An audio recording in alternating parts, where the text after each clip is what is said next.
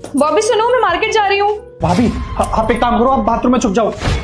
लेकिन क्यों? भाभी आप छुपो तो सही, मुझे आपको कुछ दिखाना है। लेकिन सुन, तेरी भाभी मार्केट चली गई क्या? हाँ भैया, भाभी तो अभी भी मार्केट गई हैं। अच्छा, कितनी देर हुए मार्केट गए हुए? हाँ वो थोड़ी देर हो गई उन्हें निकले हुए।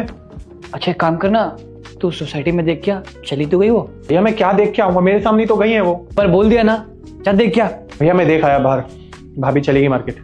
का सही से देखा ना तूने? हाँ भैया मैंने अच्छे से देख लिया है, चली गई भाभी। अच्छा ठीक है, तेरे कॉलेज का टाइम हो गया, तू कॉलेज निकल जा। ठीक है भैया। भैया वैसे एक बात कहनी थी आपसे। बॉबी ने मुझे यहाँ बाथरूम में क्यों छुपाया है? बहन से इतना प्यार करती हूँ और ये मुझे धोखा दे रहा है।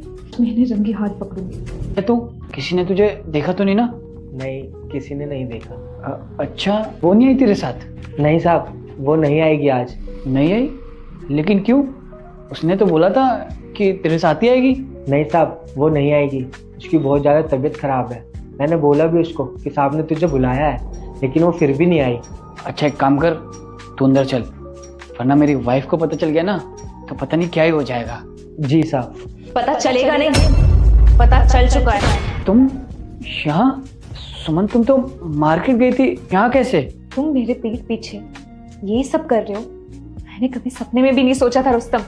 सुमन तुम गलत समझ रही हो, ऐसा कुछ भी नहीं है।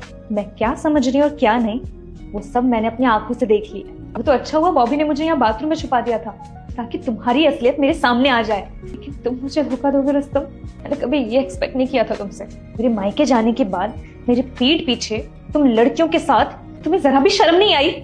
नहीं भाभी, आप गलत समझ रही हो, ऐसा कुछ नहीं है। तू तो अपना मुंह बंद ही रख। ये जो भी कुछ हो रहा है ना, सबकी वजह तू ही है। तू ही लेके आता है ना लड़कियों को यहाँ। ठीक है, फिर तुम्हें सच सुनना है ना तो सुनो। मैंने इससे वादा किया था, इसकी बहन की शादी के लिए मैं इसे पैसे दूंगा, और वो यही पैसे लेने आया था, और साथ में इसकी बहन भी आने वाली थी। तो मैं उसी के बारे में पूछ रहा था। इतने सालों से इसने हमारे यहाँ काम किया है, क्या मैं उसके लिए इतना नहीं कर सकता? कि बहन भी तो मेरी बहन जैसी है, और क्या बहन के कन्यादान में एक भाई अपना फर्ज नहीं निभा सकता? रुस्तम, आपको एक बार सच तो बताना चाहिए था। मैं न जाने क्या क्या सोच बैठी थी। बात करो, एक बार मैंने इसे पैसे देने की बात की थी और तुमने साफ इनकार कर दिया था, इसलिए मैंने तुम्हें सच नहीं बताया। मुझे लगा अगर तुम्हें सच बताऊंगा तो तुम साफ मना कर दोगे। रुस्तम, मुझे नहीं पता था कि तुम कि बहन की शादी के लिए पैसे दे रहे थे। अगर मुझे ये बात पता होती तो मैं कभी तुम्हें मना नहीं करती पैसे देने से।